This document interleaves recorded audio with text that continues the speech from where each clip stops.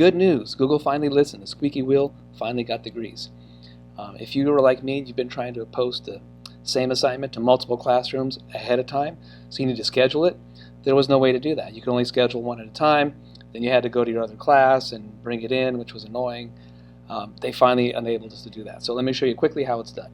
I'm going ahead and putting in some reading logs for the end of the year. So I'm going to post a new assignment in one of my classes. And we'll call it Reading Log Week 31. Obviously your assignment will have a different name depending on what your assignment is. Don't worry about your due date and topic. That will be done when you create both of them. But if you want to put any instructions in, now's the time to do that. And then if you want to do any attachments or links or what have you, do all that first. So I am going to add the one that I want. There's Reading Log Week 31. If you want the students to be able to make a copy or anything like that, do all that ahead of time. Okay? The only thing you don't have to do is the due date and the topic. Points you want to do ahead of time.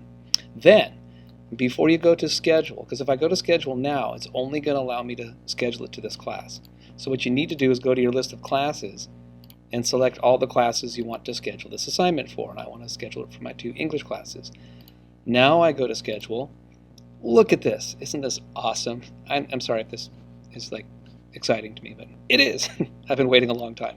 So now I can schedule it for April 20th when I want the students to be able to see it. It remembers the last time in this class I did a pre-scheduled time.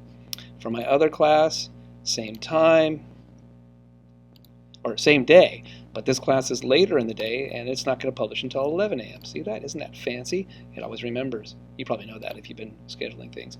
The due date is the same for both classes, and that's going to be April 26th. Time, that's still optional. You can make that unique for each class if you want. For me, they're both due at the same time, and I give the kids all day to work on their reading logs because they do it at home. Now you can select the topic. So for me, that's going to be reading for both classes. And then lo and behold, when I press schedule, it automatically puts this in both classes. I don't have to do it twice. Hallelujah.